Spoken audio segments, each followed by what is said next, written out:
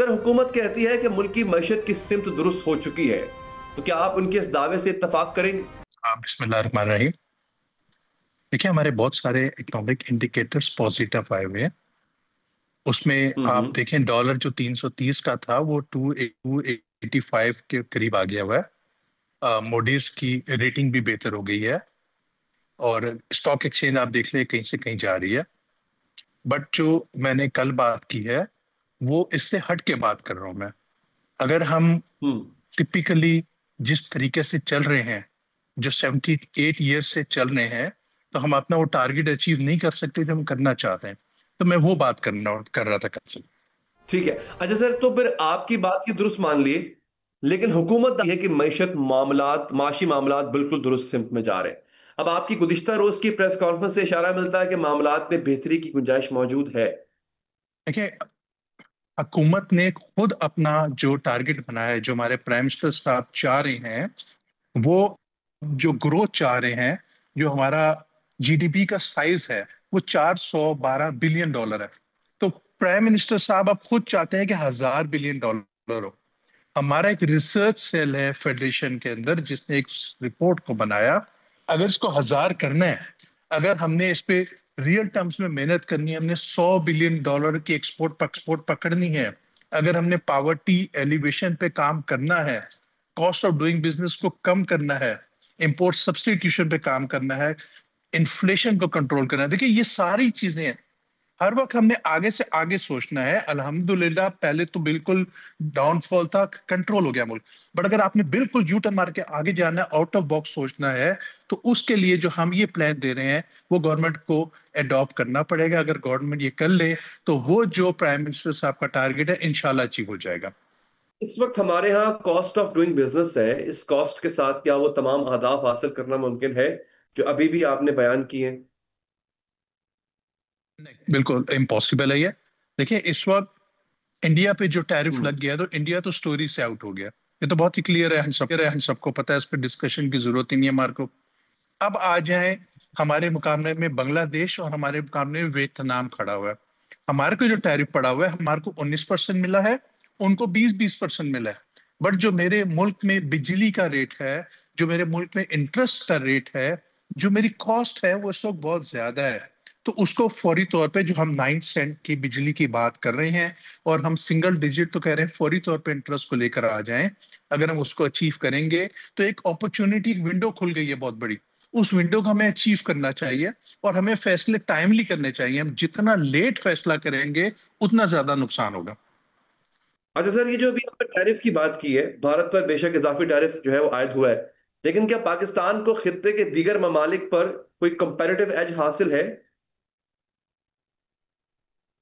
देखिए, 1% का आपको एज मिले ना, आप 19 पे हैं और बांग्लादेश और वियतनाम 20% पे है। बट हमारी जो कॉस्ट है वो ज्यादा हो रही है।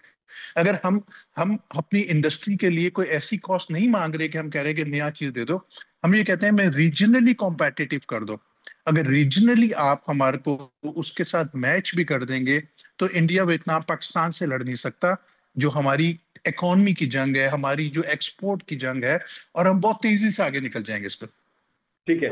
असल में आप बिजली की कीमत में कमी की बात कर रहे हैं, ये मुतालबा तो बिल्कुल ठीक है, लेकिन क्या इससे आपकी मुराद ये है कि सब्सिडी दी जाए आपको? सब्सिडी अगर हुकूमत देती है तो फिर आईएमएफ नाराज होगी।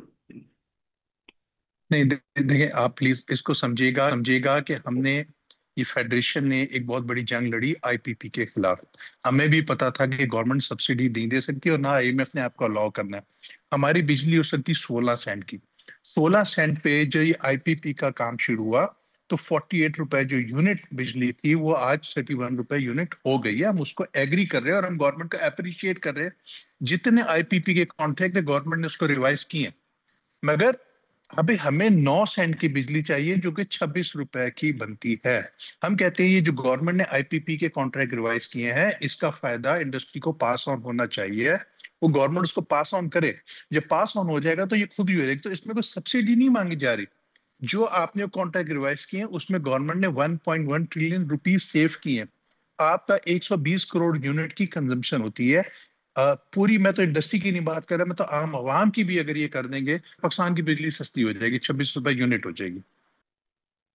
ठीक है। अच्छा सर, कल आपने जिक्र किया एनएफसी अवार्ड के तहत सूबों को तो मसाइल मिल जाते हैं, तो फिर क्या वजह है सर कि ये जिलों तक नहीं मुंतकिल होते? एग्जैक्टली ये अब हमारा पॉइंट है।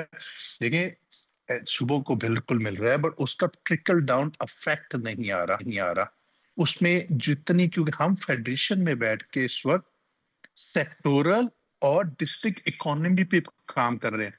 देखिए, जब तक हम एक एक डिस्ट्रिक्ट को स्ट्रेंथन नहीं करेंगे, उसको एम्पावर नहीं करेंगे, वो ग्रो नहीं कर रहा। डिस्ट्रिक्ट इकोनॉमी में उस तरह से ट्रिकल डाउन नहीं हो रहा। ये पैसे हो सकता है कि कराची में लग रहे हो ज्यादा, हो सकता है कि ये पैसे पिशावर में लग रहे हो ज्यादा, हो सकता है कोयटा में ज्यादा लग रहे हो सकता है लाहौर में ज्यादा लग रहे हो। तो उस डिस्ट्रिक्ट को हमने कैसे स्ट्रेंथन करना है। हर डिस्ट्रिक्ट में इतना पोटेंशियल है, अनबिलीवेबल पोटेंशियल है। अगर आप उस पर मेहनत करेंगे, उसको उठाएंगे, तो एक एक डिस्ट्रिक्ट आपका 5-5 बिलियन डॉलर की एक्सपोर्ट दे देगा। और जहां आपके 38 डिस्ट्रिक्ट हैं, 200 बिलियन डॉलर की तो आप यहाँ से एक्सपोर्ट पैदा कर सकते हैं। तो हमें वो पोटेंशियल को टैप करना है। पूरा का पूरा चाइना इसके ऊपर ग्रो किया है। चाइना ने डिस्ट्रिक्ट इकोनॉमी पे काम किया और चाइना वहां से आगे चला। तो हमें दुनिया को देखना चाहिए, जो दुनिया में मॉडल हो रहे हैं, जो अच्छे मॉडल है उसको अडॉप्ट करना चाहिए, जो बुराइयां उसको खत्म कर देना चाहिए। तो हम कहते हैं जब आप डिस्ट्रिक्ट को एम्पावर कर देंगे, जब डिस्ट्रिक्ट को पावर दे देंगे, उसका कोई मालिक तो बैठे, उसका कोई ओनर तो बैठे जो समझे कि क्या मसले। अगर हम एक कमिश्नर को बिठा देते हैं, तो कमिश्नर या डिप्टी कमिश्नर या डीपी, उनका काम तो लॉ एंड ऑर्डर है, उनका काम तो इंफ्रास्ट्रक्चर डेवलपमेंट है, उनका काम तो एडमिनिस्ट्रेशन है। उधर की इकोनॉमी कौन देखेगा? उसको कौन समझेगा कि स्किल डेवलपमेंट कैसे वहां के लोगों की करनी है, वहां का पोटेंशियल क्या है? स्वाद की मैं आपसे मिसाल दे देता हूँ। एमरल्ड पड़ा हुआ है वहां पर, चिन्योट में फर्नीचर पड़ा हुआ है, यानी कि मैं कहीं पर भी जाता हूँ वहां हर चीज में, कहीं पे कॉटन पड़ी हुई है, कहीं पे मैंगो पड़ा हुआ है, कहीं पे ऑरेंजेस पड़े हुए हैं, कहीं पे कटलरी पड़ी हुई है, कहीं पे सियालकोट में स्पोर्ट्स गुड बन रहे हैं। हमें उसको फोकस करना पड़ेगा। उस फोकस करने के लिए हमें उस एरिया के लोगों को ऑटोनॉमी देनी पड़ेगी, उनको पावर देनी पड़ेगी। अब अगर आप ये जो अवार्ड की बात कर रहे हैं, ये अगर उन तक पहुंचते हैं पैसे, तो एक तो पैसे उनको वहां से आ रहे हैं, दूसरा वो अपने पैसे खुद जनरेट कर लें फिर। अगर वो चाहते हैं कि अपने लेवल पे को टैक्स करना है, तो अपना टैक्स करें और अपनी इकोनॉमी को बढ़ाएं, वहां पे बेरोजगारी खत्म करें, वुमेन एम्पावरमेंट पे काम करें। ये जितनी भी चीजें हैं, जब उसका ओनर वहां पर काम करेगा, तो उसको इंशाल्लाह करके लाएगा। और फिर आप क्या है, 200 बिलियन डॉलर क्या कितनी का एक्सपोर्ट इजीली हो सकती है पाकिस्तान में।